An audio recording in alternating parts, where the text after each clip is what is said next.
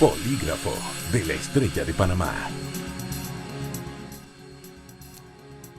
Gracias por estar en el Polígrafo. Es un honor tenerle como cada semana. Apenas se acaba de enviar la vista del caso fiscal, del caso Odebrecht, perdón, la vista fiscal del caso Odebrecht al órgano judicial. Eso le va a tocar al juzgado tercero liquidador poder ordenarlo y de ahí entonces hacer los primeros llamados a audiencias preliminares. Hay mucha expectativa por parte de la ciudadanía con respecto a este tema porque simplemente representa, es como un caso emblemático de corrupción que no solamente nos pegó a nosotros, sino a muchos otros países de Latinoamérica, y en otros países hay muchos más avances que en Panamá, que apenas vamos a ver si llamamos a juicio. Entonces, en este programa vamos a tratar de entender cuáles son los aspectos que rodean a la investigación del caso Odebrecht y de ahí, ¿qué nos espera? ¿Cuál puede ser el futuro de este caso en los tribunales? Para eso voy a presentar a nuestro invitado, don Juan Carlos Araúz, presidente del Colegio Nacional de Abogados, a quien recibo con muchísimo gusto. Gracias, Licen, mucho gusto. Bienvenido. Muchas gracias, Adelita, por la oportunidad y de comentar este caso tan importante para la sociedad. Bueno, imagínese que se había dicho como en octubre que iban a empezar a hacer la vista fiscal o que ya pronto estaría lista la vista fiscal y ha tomado prácticamente un tiempo como de 4 a 6 meses confeccionar esta vista fiscal que según tenemos entendido tiene 1000 fojas. ¿Me puede explicar una vista fiscal de estas dimensiones, licenciado? ¿Cómo se entiende esto en los tribunales? Claro, yo creo que ese es uno de los principales puntos a rescatar. Las condiciones excepcionales de un expediente que representa una práctica inusual dentro de la justicia, toda vez que las complejidades, lo abundante y voluminoso de su contenido hacen poner de contexto la necesidad de prácticas administrativas distintas a la historia que persigue la justicia panameña en cuanto a su eficacia, funcionamiento, pero sobre todo al uso de tecnología, recursos disponibles y a la manipulación de un expediente tan voluminoso. Eso debe ser parte de todos los análisis siguientes a esta etapa porque se va a poner de manifiesto las capacidades del ser humano para lidiar y manipular un expediente voluminoso como ningún otro, y esa particular situación va a entonces entrañar que tendrá incidencia en los análisis técnicos jurídicos que haga cualquier juzgador que empiece a evaluar situaciones del mismo. Ahora, ¿cómo puede ser este procedimiento de ahora en adelante? Ese expediente de 2.194 tomos, más o menos, llega al RUE, al Registro Único de Entrada, ¿no?, de la Corte. Y de ahí, ¿qué es lo que sigue?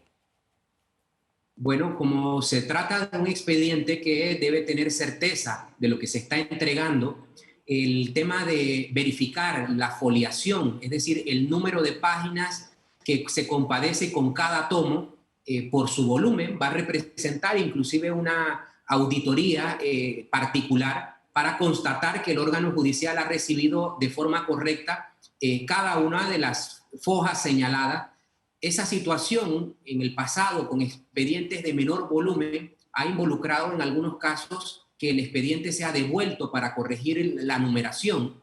Cuando ya usted agrega entonces el tamaño de este expediente, cuando empiece esta verificación y haya que, si se presenta la devolución, serán semanas, días, los que tome hacer estas correcciones, pero empieza a mostrarse el camino de la dificultad de haber tenido un expediente tan enorme administrándose como una sola causa.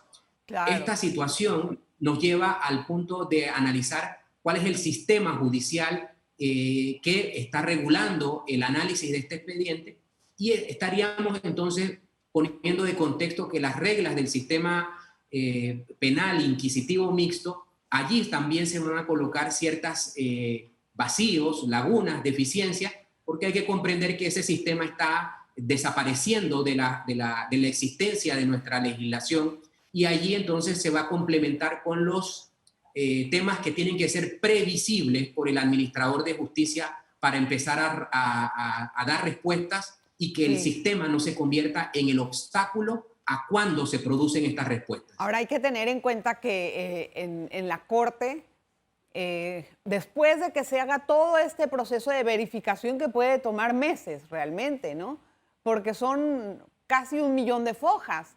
Entonces, cada una ponerle un sello, ¿no? Como es el debido proceso que se lleva a cabo hasta que llegue al juzgado tercero liquidador, que es el que va a darle trámite a este expediente, puede tomar meses. O sea que en pronto, digamos, no vamos a ver nada pronto los ciudadanos con respecto a ese caso, nada más que se llevó de un lugar a otro.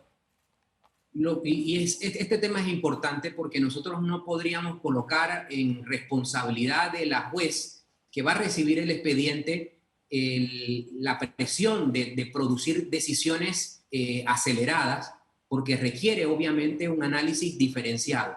La parte administrativa, hasta que el expediente esté realmente ingresado en su despacho, y luego las valoraciones que ella debe realizar, en donde ella tendrá que informarse del contenido total del expediente, y eso requiere una tarea humana en donde leer el contenido de la vista, los elementos que acompañan todo esto, va a involucrar un reto importantísimo y sobre todo de dedicación y de concentración por parte del funcionario. Vuelvo y repito, el carácter único de este expediente no debe permitir que nosotros proponemos por decisiones aceleradas que se puedan transformar en superficiales en algún momento. El análisis a partir de este momento es un análisis de profundidad en donde se va a poner de contexto que los 50 imputados al momento inclusive de hacer su ejercicio del derecho de defensa representará un desafío extraordinario para ese ser humano que va a empezar a analizar cada una de las peticiones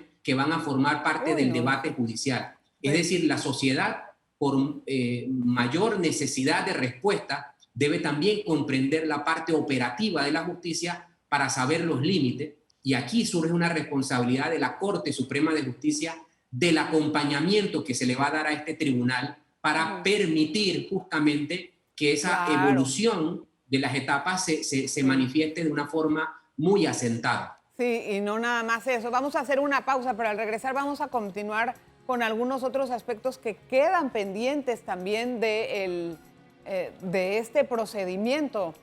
Por ejemplo, la cantidad de sobreseimientos efectuados por la Fiscalía en casos como este, donde se tenían 101 imputados y después se fue bajando la lista. Algunos hicieron acuerdo de pena, otros fueron sobreseídos y solamente 50 quedaron llamados a juicio. Una pausa y regresamos con esto.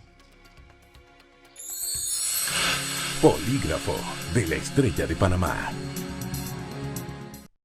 ¿Cómo le va a hacer ese juzgado tercero liquidador para poder manejar tantos expedientes? Hoy platicamos con nuestro invitado, el presidente del Colegio Nacional de Abogados, Juan Carlos Araúz. Oiga, le iba a decir de periodistas, vea usted la cabeza mía. Pero bueno, don Juan Carlos tiene su vena periodística también. Dígame una cosa, licenciado. Usted estaba hablando hace un poco de la concentración que tiene que tener la jueza de este juzgado y lo empapada que tiene que estar del tema para poder entonces hacer un llamado a una audiencia preliminar. Me imagino que ese es el orden, ¿no? Claro, y en paralelo, antes de esa audiencia preliminar, responder una serie de incidencias que se puedan presentar como parte de un debate anticipado que presenten las partes. Ok, pero ese juzgado también tiene otros casos muy sensitivos, que son el caso New Business, que es un caso de lavado de blanqueo de FCC, que es el caso de Blue Apple, y ahora con el de Odebrecht. No sé ni dónde van a guardar tantos tomos. O sea, ¿cómo se maneja? Yo quiero saber si ese juzgado está preparado para ese desafío.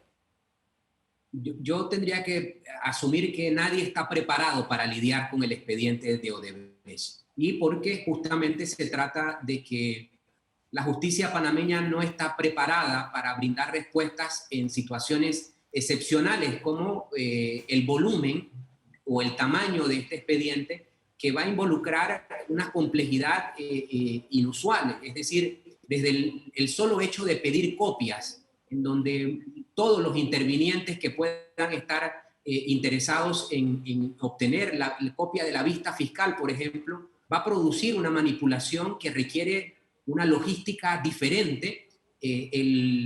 La organización de la disponibilidad de estos tomos del expediente también va a representar un desafío, y esta particular situación involucra recursos, involucra acompañamiento, involucra una mirada distinta al fondo. Es decir, yo separaría los temas en este momento. Una cosa es la administración o gerencia del expediente, y otra cosa va a ser la decisión de la juez sobre cada petición que se haya presentado. Correcto. Entonces, lo jurídico va a estar integrado con el aspecto de administración y gerencia de un expediente tan voluminoso. Claro. La pregunta es si tienen el personal y si tienen recursos para hacer todo esto, porque si no, eso va a ser un desastre, o el juzgado va a imponer sus propias normas, como lo ha hecho antes. Yo por eso hago el llamado a la Corte Suprema de Justicia, en donde la manipulación que produzca cuestionamientos de la parte logística y administrativa tendrá un impacto en toda la justicia, porque este expediente está lleno de relatos y de situaciones que vinculan a la política dentro del mismo, y hará un fuerte cuestionamiento si el funcionamiento es producto de obstáculos naturales o de obstáculos creados. Por eso el Pleno de la Corte Suprema de Justicia tiene el mayor desafío, como cara visible de la justicia, de producir las decisiones que permitan la disposición de recursos, personal y toda la logística que permita que el funcionamiento administrativo no se convierta en el obstáculo para que luego se fusionen las versiones de lo político con lo jurídico, y poder entonces atravesar este episodio de la justicia de la mejor manera. Ahora, licenciado, el Ministerio Público, al haber hecho pues, el anuncio de que estaba mandando la vista fiscal de un lado a otro, tenía que haber divulgado los nombres de los llamados a juicio, de los sobreseimientos, etcétera. No. Aquí recordemos lo siguiente. El estado de inocencia de cada uno de los que están llamados a juicio debe ser preservado hasta el momento que verdaderamente se califique el mérito de esa vista fiscal. Por lo tanto, el Ministerio Público tiene prohibido listar o proporcionar nombres que generen algún tipo de inclinación en torno a un estado de inocencia que debe ser preservado por todos. Sin embargo, obviamente, la ansiedad que la sociedad tiene está motivada por la existencia de la confesión que realiza la propia empresa. Es decir, se parte del punto en el que hay conductas que tienen que ser sancionadas. Sin embargo, para que esas sanciones lleguen, esto tiene que requerir un análisis muy minucioso de si lo aportado por la empresa realmente resiste el análisis, de convertirse en información con contundencia para romper ese estado de inocencia de cualquier individuo señalado. Es un tema en donde es natural que obviamente la sociedad no quiere tener paciencia y exige responsables rápidamente, pero el sistema va a impedir que eso se produzca hasta que haya una sentencia en firme, y eso hay que pronosticarlo a que será un proceso largo, e inclusive no sería sorpresivo que el expediente Odebrecht sea el último expediente que le ponga final al sistema inquisitivo mixto. Claro, eso por seguro, yo creo que lo podemos firmar. Licenciado, los aportes o las confesiones de los ex ejecutivos de la empresa deberían de ser el pilar o, digamos, la columna vertebral de donde partieron los fiscales sus investigaciones, o qué carácter se le da a esto en el contexto de la investigación. Como quiera que esas colaboraciones son el punto de partida para generar los casos en contra de nacionales, eso tendría que tener una coherencia y una línea objetiva en torno a que el contenido de su aporte sea las conclusiones que la vista fiscal vaya a entrelazar entre los distintos imputados. De lo contrario, obviamente, la gran pregunta que siempre surgirá si el valor de las delaciones no tiene ninguna relevancia para las condenas, ¿por qué habría que tener un premio la empresa si no se ha convertido en el eslabón que verdaderamente produzca condenas? ¿Pero el premio para la empresa o el premio también para los ex ejecutivos que fueron Claro, exonerados de empresas algunos? entendiéndolos a todos como parte del conglomerado. Claro. Ahora, ¿cuándo cree usted, no, más bien antes, qué le dice usted la cantidad de sobreseimientos que hay de este cúmulo de imputados en un principio investigados? En que justamente el estado de inocencia no puede merecer apreciaciones anticipadas. El Ministerio Público puede cambiar de opinión en torno a señalamiento cuando se han esclarecido los hechos que se investigan, y por eso un sobreseimiento no tiene que representar ni debilidad del Ministerio Público ni contradicción. Es parte natural de un procedimiento en el que la información hecha llegar al expediente es la que traduce la contundencia de un pronunciamiento en un sentido de llamamiento a juicio o sobreseimiento. Ok. Vamos a hacer una segunda pausa, licenciado. No se vayan. Por favor, quédense con nosotros en el polígrafo de la Estrella de Panamá. Regresamos enseguida. Polígrafo de la Estrella de Panamá. Gracias por seguir con nosotros en el polígrafo. Hoy estamos hablando acerca del caso Odebrecht. Bueno, finalmente ya llegó a la corte después de más o menos 4 años de estar en el Ministerio Público en las investigaciones. También fue una investigación bastante larga, ¿verdad, licenciados? Se tardaron en como 4 años más, como 5 años en poder hacer todas las diligencias y hacer toda la relación de hechos entre uno y otro. Yo me pregunto si el Ministerio Público, en cuanto a recursos y también capacitación de personal, estaba listo para poder enfrentar ese tipo de casos de manejo, porque realmente son situaciones tan complejas en cómo se armó esa red de corrupción por parte de la empresa que no fue nada sencillo encontrarla hasta que se entendió por medio de las delaciones cómo se hacían esos pagos en la Caja 2. Entonces yo me pregunto si el Ministerio Público habrá hecho un buen trabajo, pues, en la investigación, porque sabe que de ahí surge todo para los tribunales. Mire, yo creo que el punto relevante en este momento es que el Ministerio Público ha concluido una etapa importante. Esa vista fiscal va a representar los hechos que el Ministerio Público tiene que presentarle al juez y defenderlos. Si el Ministerio Público no logra atravesar ese contradictorio en la etapa frente al juez, obviamente viene una valoración del recorrido histórico, y yo tendría que traer a colación que desde el primer momento se pusieron en evidencia deficiencias del propio Ministerio Público que tuvo que suplir sobre la marcha. Sin embargo, no hubo una planificación como política de Estado de reforzar justamente lo que todo el mundo advertía desde el principio. Una de las legislaciones creadas para este caso es permitir los acuerdos dentro del sistema inquisitivo mixto.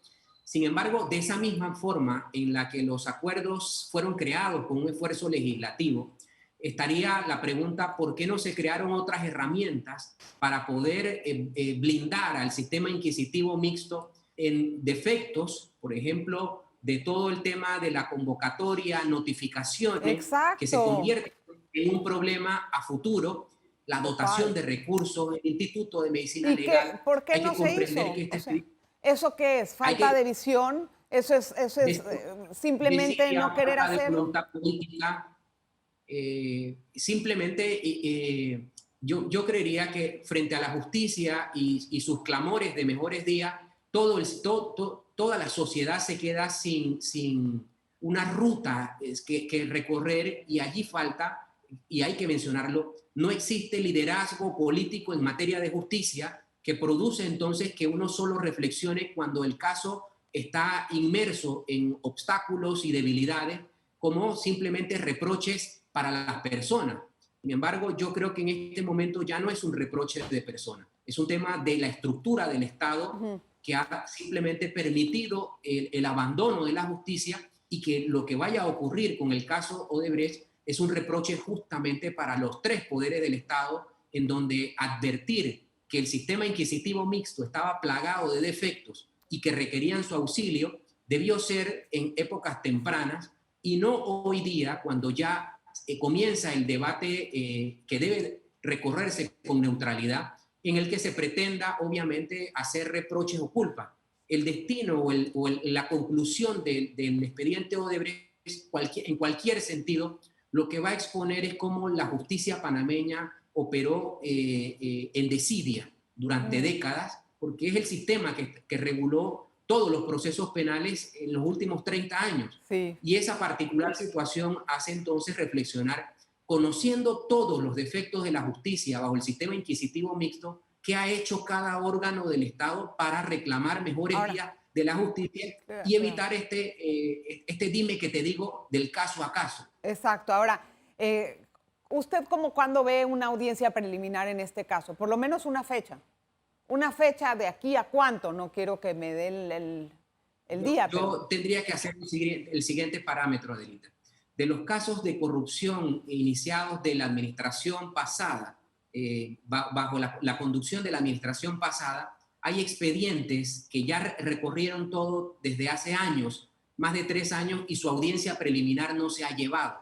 Si utilizamos ese mismo parámetro, que pasan más de 3 años sin la celebración de una audiencia preliminar, aquí no podríamos sorprendernos que no menos de 3 años se vaya a lograr realizar una audiencia preliminar en las formas en las que está regulada bajo este sistema. Pero eso es una decepción generalizada para el resto de la sociedad que está esperando realmente un desenlace con justicia, con certeza del castigo. ¿Cómo va a manejar el sistema esta crítica y este enojo por parte de la sociedad? Lo que pasa, Adelita, es que también tenemos que ser muy realistas y aquí tampoco podemos actuar como si nos sorprendiera. Todo el análisis de lo que va a acontecer con la tramitación es advertido, conocido y de sobra puesto en evidencia en distintas situaciones. Por lo tanto, que no ocurra en sería la situación excepcional. Sin embargo, si el recorrido de todos los casos ha sido el retraso, la demora, la lentitud, la gran pregunta es cómo darle un tratamiento especial a algo que también representa una debilidad del sistema si el sistema actúa con selectividad. Y allí entonces viene la reflexión en el que la sorpresiva situación en la que alguien se pueda admirar o presentar reproche por las demoras del sistema, la gran pregunta es ¿qué se ha hecho para mejorar el sistema bajo el cual se iba a regular? La respuesta es nada. Por lo tanto, nadie puede sorprenderse por no haber hecho nada. ¿Y cuál es el rescate que vamos a tener del sistema entonces? ¿Cómo se va a iniciar y qué es lo que vamos a hacer con esto? Porque eso no puede quedar así, eso ahuyenta inversión extranjera, eso decepciona al ciudadano, no hay forma de entender un país sin justicia. Entonces, ¿cuál va a ser el rescate de este sistema?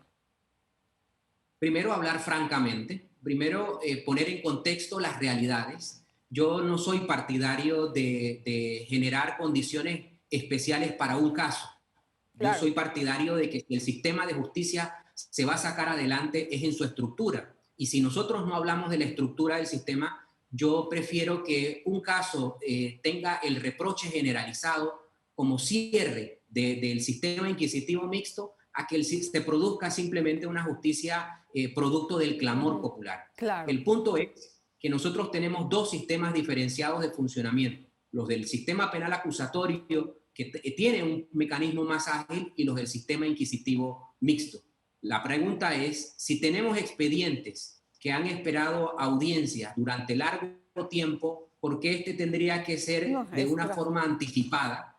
Y allí viene un reproche para el propio órgano judicial, obviamente, que tiene que entenderse que el sistema inquisitivo mixto, aunque vaya a morir en temprana época, no quiere decir que se tenga que dedicar simplemente a no mirarlo. Por eso la actuación del Pleno de la Corte Suprema de Justicia para presentar las iniciativas que garanticen agilidad, que garanticen los recursos, el personal y toda la disposición y la mirada pública que va a ejercer algún tipo de control ciudadano, es lo único que nos podría dar de manifiesto que el flujo del expediente no tenga culpas adicionales a la rutina normal de trabajo con la cual se han evacuado los expedientes que esperan un turno de resolución. Tengo una pregunta rápida.